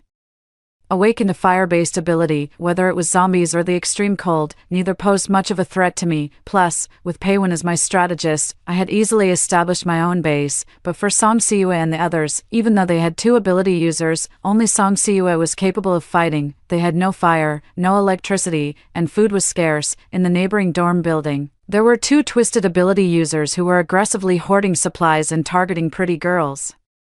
Surviving until now is no small feat. At this point, Song Siue sincerely thanked me. "Thank you. If you hadn't come, I definitely couldn't have taken on both of them alone." I shook my head. "No need to be so polite. You saved me many times today." I extended an invitation to them. "Join my team. I have fire, and your team has a healer and a spatial ability user. If we work together, we'll be unstoppable." Going it alone isn't an option in times like these. Sticking together is the best choice. Besides, our dorm has electricity. Song Siue's voice involuntarily rose a notch. "How did you manage that?" "I found 8 generators in the cafeteria, infirmary, and administration building and moved them all to our dorm." Although Song Siue didn't agree immediately, I could tell they were tempted. Paywin stood nearby, his face so dark it looked like it could drip ink, but I paid no attention. I chatted with the girls about what had happened over the past few days, just like ordinary college students. For a moment, it felt as if we had returned to the time before the apocalypse. I glanced at Song Siue, the female lead of this apocalyptic novel. She was exactly the kind of girl I would envy, carefree,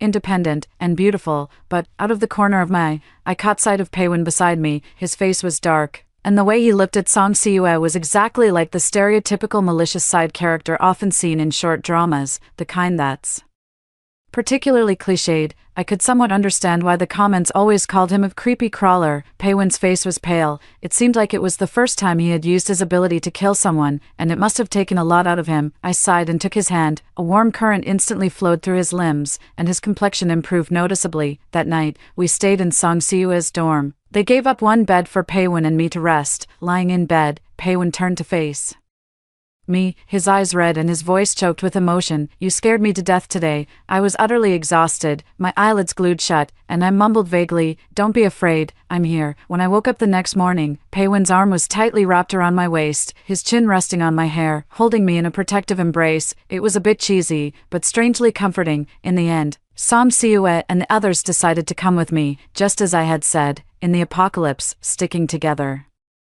is the only way to survive. There were no survivors left in the neighboring dorm building. All I found were the bodies of a few girls, frozen in transparent ice, like lifelike figurines. I stood there for a long time, letting out a sigh. Back at the base, I held a welcome party and extravagantly cooked a hot pot meal. Over a dozen people gathered around 3 pots, their faces filled with the satisfaction of having survived a disaster. At the start of the party, I introduced Song Siue, especially highlighting her glorious feat of taking down 2 people single-handedly, 2 solo kills. Paywin snorted coldly. "What 2 people? That lunatic downstairs was clearly killed by me." I slapped his arm. "You killed someone. How could you kill an ability user? What did you use to kill them?" "I used the doll." "Doll? What doll?" "Oh, you mean the cloth doll. But wasn't that just an ordinary cloth doll?" I used his own words to shut him down. Paywin immediately fell silent. I said with Deep disappointment. Paywin, a person can lack abilities, but they must not lie. Hurry up, apologize to this heroine. Song Siua was so embarrassed she could have dug a hole with her toes, quickly waving her hands. No,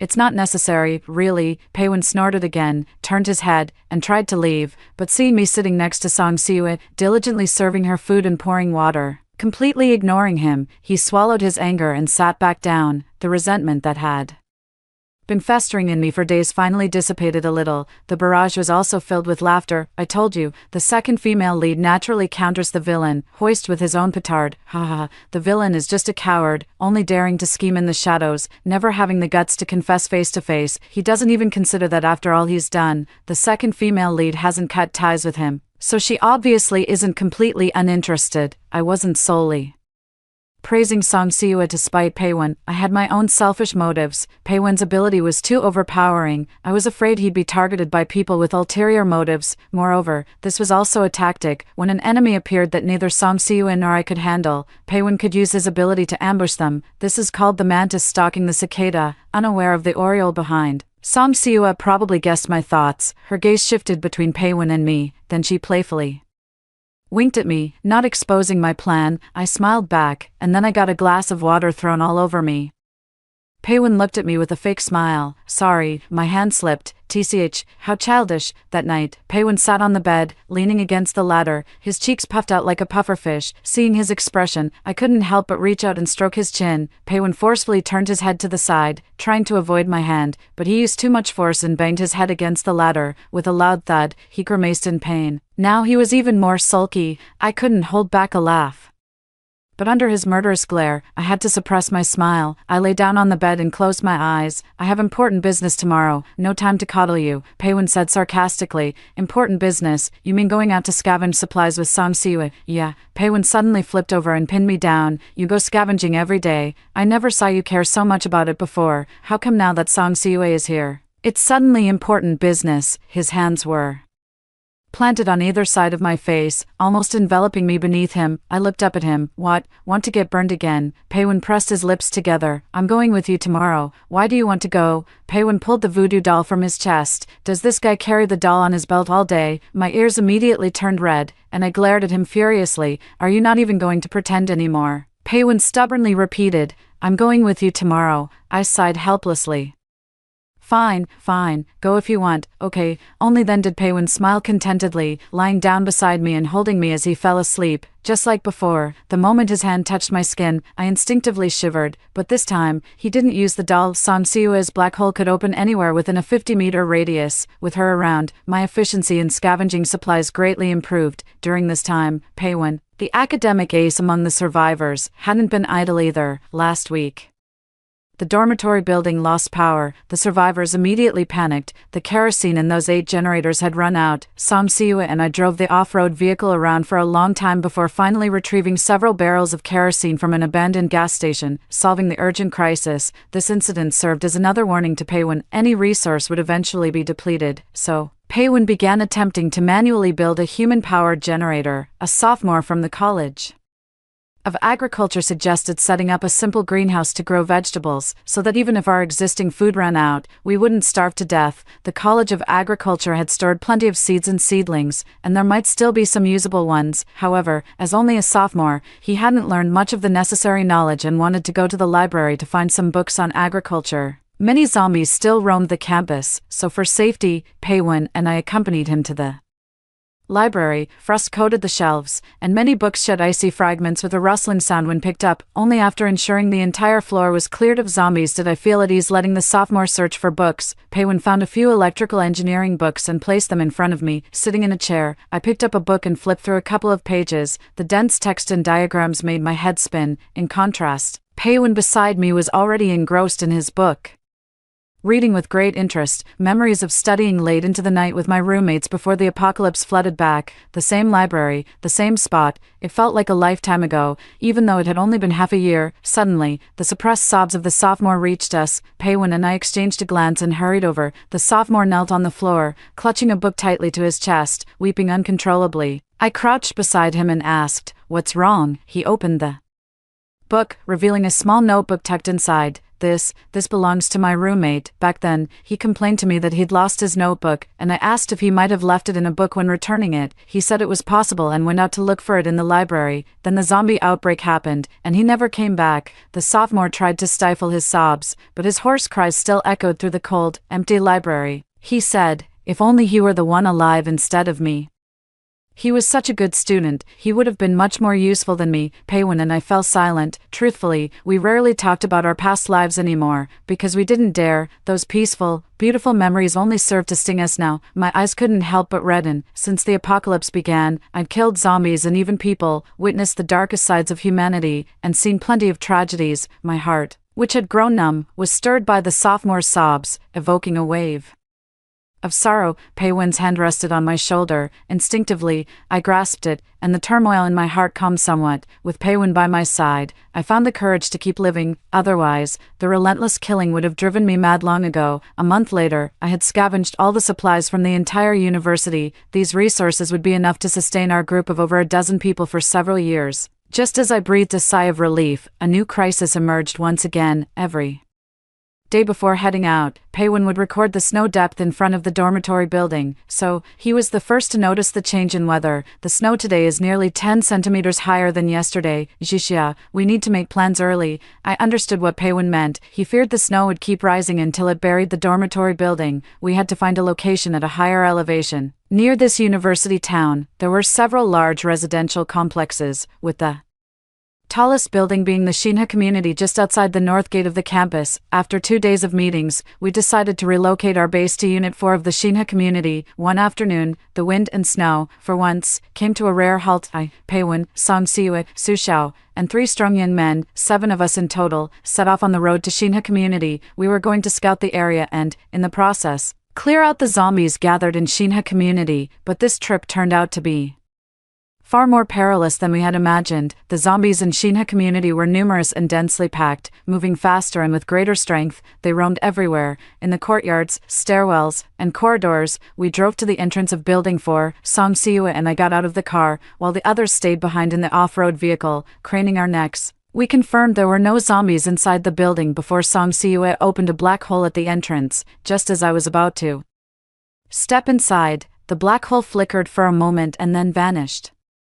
A bad feeling crept into my heart. "What's wrong?" Song Siue's face turned deathly pale. "My ability is gone." At that moment, a strange noise sounded overhead. Looking up, I saw a drone hovering directly above me. Loud, blaring metal music suddenly erupted, echoing across the community. Building 4 had already been occupied, and whoever was inside intended to use the drone's noise to lure all the zombies toward us, trapping us in one fell swoop. Song Siue, the one who could have whisked us away in an instant, had lost her ability at this critical moment. I glanced at Building 4 with reluctance and said, "Retreat." I picked up a piece of ice and hurled it at the drone. The drone immediately ascended, dodging my attack. Without lingering, we fled toward the off-road vehicle. The short distance of 10 meters suddenly felt incredibly far. Zombies swarmed toward us, launching attacks on Song Siu and me. Others, sensing people in the off-road vehicle, frantically threw themselves against it, nearly enveloping the entire vehicle. Seeing that we were already cornered, I didn't have time to think. I immediately activated my ability. A raging inferno erupted from my body, and the surrounding zombies instantly shrieked and turned to ash. The drone watched our every move calmly, then a flippant voice rang out, "Oh,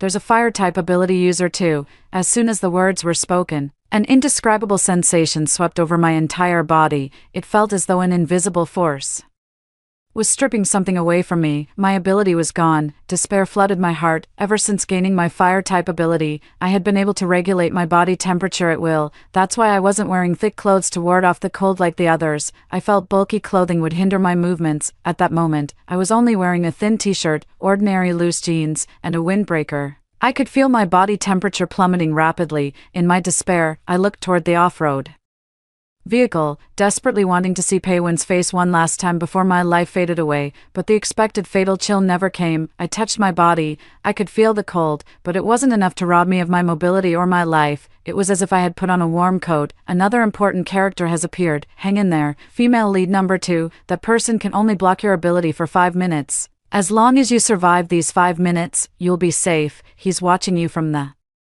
Fourth floor, gritting my teeth, I leaned close to Song Siue's ear and whispered a few words, then I signaled for the people in the car to come down and help, armed with knives, axes, clubs, chainsaws, and homemade guns. They joined the fray. In an instant, arms and legs flew everywhere around Building 4, blood splattered in all directions, and chaos erupted. Paywon approached me and whispered, "What are you doing? Shouldn't we be running now?" I pressed my lips together without answering, continuing to create chaos while occasionally glancing upstairs. Finally, a window on the fourth floor opened, and Song Siue stuck her head out, opening a black hole beside us. She had succeeded. My earlier actions had been to buy time and create chaos, covering for Song Siue as she stealthily entered the building after regaining her ability. By then, I was nearly exhausted. Seeing the opportunity, I quickly grabbed Paywon and signaled for our teammates to slip into the black hole. The next moment, we entered a room on the fourth floor. A man lay on the floor, his head bloodied, a dagger plunged into his heart, yet a relieved smile hung at the corner of his mouth. Cautiously, I examined the room. It was an ordinary commercial apartment, with 3 bedrooms and a living room. Opening the door to the master bedroom, the scene inside was horrifying. The mangled bodies of a man, a woman, and a little girl lay sprawled across the bed, like frozen fresh meat displayed on supermarket shelves. The little girl looked only 4 or 5 years old, still of kindergarten age. On the table sat a family portrait of 6, the 3 of them, 2 elderly people and the man who had died in the living room, were all smiling at the camera. They embraced each other, clearly a warm, close-knit family. What their relationship was and what had happened afterward, I dared not dwell on. I closed the bedroom door and returned to the living room. Let's rest for a bit, then clear the entire building. The place is littered with corpses, and supplies have been pretty much picked clean. There's hardly anything useful left. That evening, after disposing of the last body, I was so exhausted I could barely lift a finger. Song Siue dragged over an iron pot and tossed in some dry firewood. While I started the fire, Su Xiao distributed the food. When handing Paywon a piece of compressed biscuit, Su Xiao eyed him suspiciously and couldn't help asking, "Why is your face so red?" I glanced at Paywon. His face was indeed flushed with an unnatural redness. I touched his forehead. It was burning hot. "What's wrong with you?" Paywon shook his head, about to say something, but his eyes rolled back and he fainted.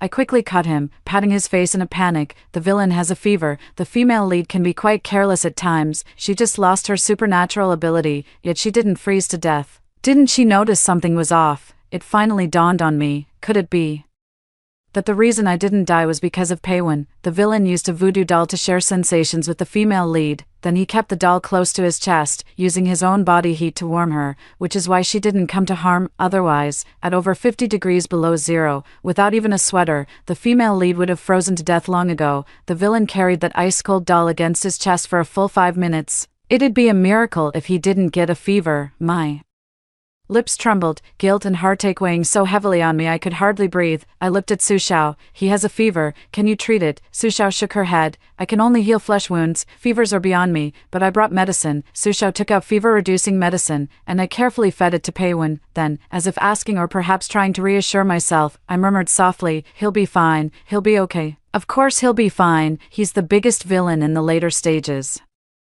How could he die fighting a minor boss? The plot has deviated again. According to the original story, the female lead never knew what the villain did for her, right up until her death. Just thinking about how they'll later turn against each other and part ways, my own body feels uneasy. I closed my eyes, but hot tears still spilled from the corners. Holding Paywon tightly, I trembled uncontrollably. "All right, I admit it. My feelings for him seem to have changed. Just a little." We settled on the 24th floor of Building 4. With everyone free to choose their own rooms, the 25th floor served as a lookout post, while the 23rd and 22nd floors were used for storing supplies. Paywon rewired the electrical circuits on the 24th floor, using a generator to supply power to the entire level. The building also had an unexpected advantage. Its internal water pipes hadn't frozen and cracked, and there was a water tank on the roof. Paywon modified the pipes so that as long as the water in the tank was thawed, the entire floor would have a normal water supply. This meant faucets, toilets, and showers could all be used. I was a bit curious. Even if the pipes are thawed, the sewers are still frozen. Can waste and sewage really be drained normally? Paywon nodded. "Of course, as long as you stay away from the south side of the building, everything will be fine." I fell silent, then pretended I hadn't heard that. The junior from the agricultural college, along with a few survivors, sat up a makeshift greenhouse in his room, brought in several air conditioners and electric heaters, and spent every day sighing over seeds that refused to sprout. Paywin continued working on his human-powered generator, the complex formulas inside making my head ache. Other survivors also found their own tasks based on the knowledge they'd acquired before the apocalypse. Those with nothing to do became cleaners. Tidying up our small base every day, 2 telescopes were set up on the lookout post on the top floor, with people taking turns keeping watch every day. Song Siua went out for a drive every day, though I wasn't sure what she was looking for. As for me, I had nothing to do. Out of boredom, I slung a backpack over my shoulders and began scavenging the neighborhood for electronics like phones and computers. Every day when I returned home, I dumped my loot in front of Paywin, asking him to unlock each device for me so I could check if there were any downloaded videos or novels. Finding a movie was a win, finding a TV series or a game was a jackpot. More than a week passed like this. Paywin's first hand-crank generator was completed. It could generate electricity, but it was bulky and produced only a weak current. Cranking it for an hour yielded just 10 minutes of power, but it was a great step forward. As for me, I scored a big treasure. It was an ordinary gaming console connected to an external hard drive containing a massive collection of movies and TV shows.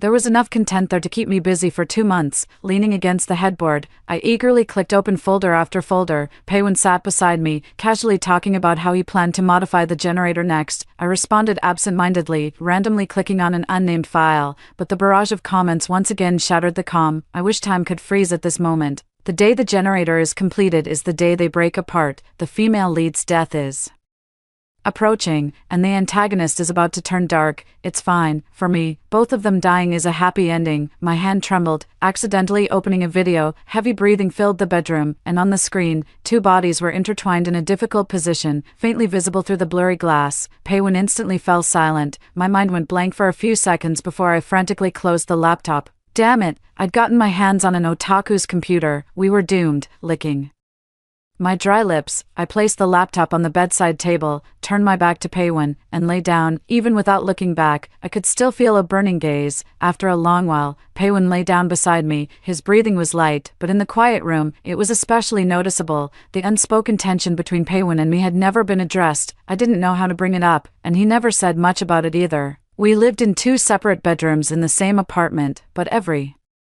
night, Paywin would naturally bring his blanket and lie down on my bed. Just like in the dormitory, he'd hold me as we fell asleep. Maybe I should have a proper talk with him in the apocalypse. Who knows what will happen the next second? Lingering in this ambiguous state is just a waste of time. But suddenly, my body trembled, and a tingling, numbing itch seized me. It felt as though countless hands were caressing my body. My mind grew dizzy and foggy, as if it had already shut down. What was I just thinking about? I'd already forgotten. Unable to resist, I rolled over, lying flat on the bed, one arm draped over my forehead, my legs rubbing together unconsciously. It's finally time for the fan service. Villain bro, you better step up. I just want to see the female villain go all out. Guess it's time for the last meal before our execution. A cold hand slipped under the blanket and rested on my thigh. A jolt ran through me, and my consciousness cleared slightly, biting my lower lip. I suppressed those chaotic, wild thoughts and forcefully pushed Paywin away. Get out. Paywin was interrupted, his dark, bright eyes still tinged with desire. I forced my weak legs to support me, stubbornly shoving him out of the room. The moment the door closed, all my strength drained away, and I slid down the door, sitting on the floor, panting heavily. Damn Paywin, damn the situation, damn the barrage comments. Paywin stood outside the door, shivering. He knocked lightly. Shisha, I'm cold sleeping alone, I replied in a muffled voice. Go turn on the air conditioner yourself. The barrage was right. Paywin really is a coward. When Som Siua brought the male lead back to the base, my vision was almost flooded with bullet comments. From Som Siua's introduction and the rapidly scrolling bullet comments, I pieced together the male lead's situation. Si Cha, Som Siua's childhood friend, had been admitted to a top military academy. During his time there, he excelled in ability and was highly favored by his superiors. After the apocalypse broke out, he was dispatched for disaster relief, where he was bitten by a zombie and gained electric-based abilities. Now, Si Chao was the director of Shelter No. 5. Som Siua said, Jixia, let's go to the shelter. Som Siua's suggestion was actually quite good. After all, staying here would only lead to depleting our resources. The shelter was larger, had more abundant supplies, and boasted advanced research labs and scientists. The probability of survival there was indeed higher than in this ordinary apartment building. Female lead, don't go, you died on the way to the shelter, but if the female lead doesn't go, the male and female leads might not be able to reach the shelter safely, with the male lead as a biology expert, the female lead as top-tier combat strength, Su Zhao's healing abilities, and a bunch of research geniuses at Shelter No. 5, they could develop a serum against the zombie virus within 3 years and cold-resistant materials within 5. Then humanity would be saved. Why should world peace be built on the sacrifice of the female lead? But if the apocalypse doesn't end, humanity will eventually perish, and the female lead won't be spared either. Actually, if they had taken the hand crank generator invented by the antagonist when they left, they wouldn't have run into trouble, right? They were surrounded by the zombie horde because the male lead's so-called snowmobile ran out of power. The male lead was too confident. He never imagined that as an electric ability user, he'd be too severely injured to charge the vehicle. They fled for 3 days, but there was a zombie king with extreme speed abilities in the horde. No matter how they tried to escape, they couldn't shake off the zombie king's pursuit. They had no choice but to abandon the vehicle and flee on foot. During this process, most of the survivors were killed or injured. The female lead had no choice but to stay behind as a rear guard, ultimately perishing together with the zombie king. If they had the generator, they might have successfully escaped. Pei-Wen's generator had undergone several iterations and was successfully upgraded. Not only was it compact, but it was also easy to use. 2 hours of hand cranking could fully charge a vehicle battery. Just yesterday, he demonstrated it in front of me by charging an abandoned electric vehicle downstairs. I asked Song Siue to take the male lead and his group to rest first, then went to find Pei-Wen alone. After briefly explaining the situation, I asked him for the hand crank generator, but something I said must have been wrong. As Pei-Wen's expression grew increasingly dark, I don't agree to relocate, Pei-Wen said in a low voice. Forget about the fact that Shelter No. 5 is hundreds of kilometers away and how perilous the journey would be. Just think about the shelter itself. How many people are crammed inside, and how much supplies would each person actually get? That Sicha claims to be part of the regular army, but what proof of identity has he shown? Why do you believe everything Song Siue says? I sighed helplessly. This matter has nothing to do with Song Siue from start to finish. Don't be unreasonable. Pei-Wen shook his head. No, everything is related to her. Lately, you've been going out with Song Siue to scavenge for supplies. How much time have you spent with me? When it comes to suggestions, how many of hers have you adopted? And how many of mine? She's only known you for half a year, yet you've given her your complete trust, even revealing the trump card of the generator. And me, I've been with you for a lifetime, only to be called unreasonable. Jixia, do you even have a heart? In the end, we erupted into a fierce argument, and it drifted further and further from the original topic. In the end, Pei-Wen shouted hysterically, if you want to go with them, then go. But don't even think about the generator. It's mine. If you want it, you'll have to burn me to ashes first. My response was the furious slam of the door. In all my years, this was the first time I had argued with Pei-Wen like this. Shelter No. 5 is stronger, so isn't it perfectly normal for us to seek refuge there? I just don't understand why such a simple concept is so impossible to get through to Pei-Wen. Actually, the female lead and the antagonist have quite different personalities. The antagonist prefers stability and would rather avoid the unknown, while the female lead is more adventurous by comparison. Sigh, the female lead doesn't know that rumors about her and the male lead have been spreading like wildfire in their base recently, and the antagonist is extremely jealous. He's jealous, but he just won't say it. The only way he knows how to communicate is by using the doll to do things that get censored. Serves him right for being single. So the reason the antagonist ultimately commits suicide is also out of guilt, right? If he had been willing to give the generator to the female lead, she might not have died. Female lead, stop talking and just close your eyes and kiss him. There's no conflict that a deep French kiss can't resolve. If there is, then just kiss him again. Honestly, given how obsessed the antagonist is with the female lead, if she were willing to kiss him, he'd give her anything she wanted. I crossed my arms and stared at the barrage of comments for a while before turning and heading back to the room. Inside, Pei-Wen sat slumped on the sofa, his face buried deep in his hands. When he saw me return, he stood up in surprise and delight. He had only uttered a single word when I grabbed the back of his neck, closed my eyes, and bit his lips. I had never kissed anyone before, so I just followed my instincts, sucking on his lips. Pei-Wen stiffened all over, almost overwhelmed with gratitude as he wrapped his arms around my waist. We pressed tightly against each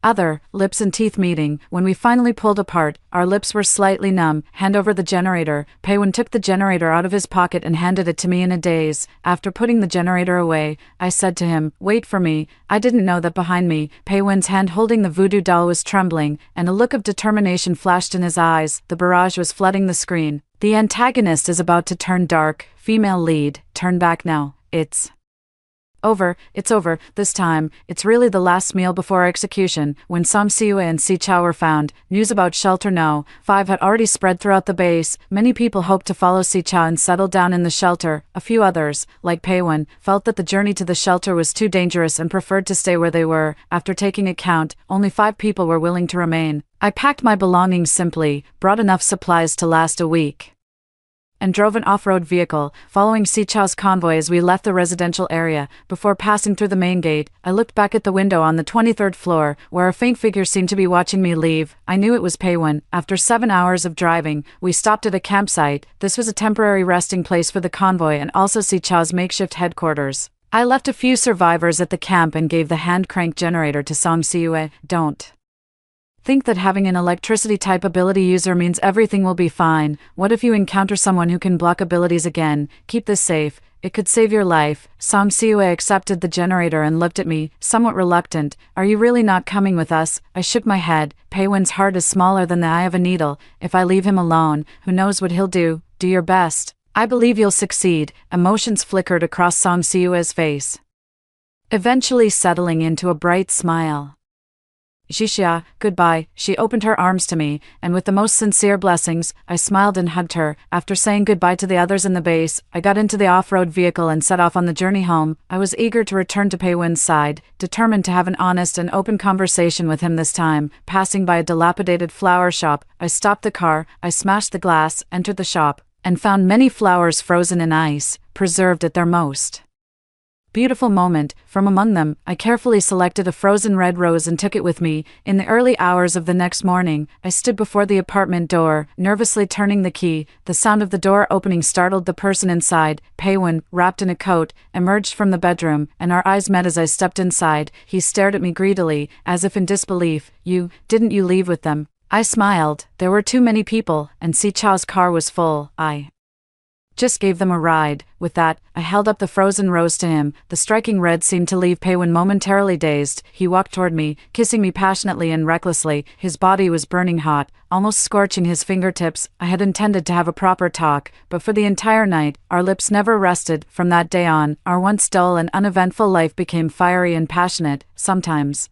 just a single exchanged glance would make us unable to resist tangling together. Just as the bullet comments had said, that broken doll really became part of our play. Occasionally, we faced crises, like zombie hordes or invasions by other superhumans, but we always managed to pull through, albeit with some close calls. One morning 2.5 years later, I excitedly shook Peiwen awake. The radio picked up a signal. Peiwen snapped awake immediately, fiddling with the radio until he finally found the right frequency. Som Siue's familiar voice came through.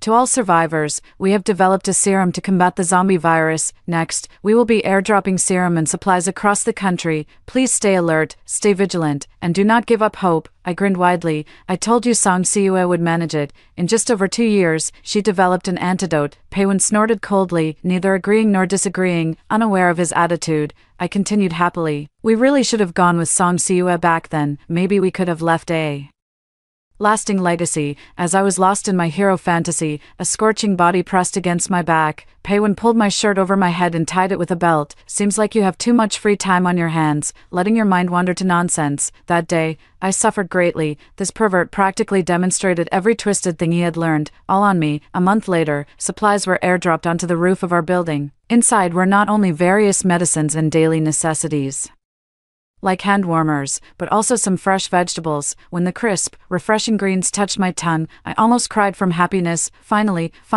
we no longer had to rely on vitamin pills to maintain our health. In the 4th year of the apocalypse, the country began vigorously promoting new materials that could withstand the extreme cold. Electricity in the cities was gradually restored, and survivors started emerging from shelters. Although the temperature still hadn't warmed up, human civilization was slowly recovering. In the 10th year of the apocalypse, sunlight streamed through the window, spilling onto my face like divine sparks. Pushing the window open, the outdoors were still cold, but I saw hope. From that day on, the ice and snow began to melt. In the 12th year of the apocalypse, the temperature had returned to pre-apocalyptic levels, the internet was restored, and communications were rebuilt. Anxiously, I dialed my home phone number over and over, but no one ever answered. Online, people began posting videos searching for relatives, but responses were few and far between. I locked myself in the bathroom and cried my heart out. Paywin stood silently by the door, keeping me company. In the 13th year of the apocalypse, Paywin and I walked hand in hand through the park. I couldn't help but sigh. Can you believe it? I'm already in my 30s. And I still have to go back to school for my junior year. Paywin smiled. Still better than having to go back to kindergarten at 18, right? Fair point. We sat on a park bench, a gentle breeze brushing our faces under the bright sun. Suddenly, the long-absent bullet comments reappeared before my eyes. The female lead is still alive, and the antagonist hasn't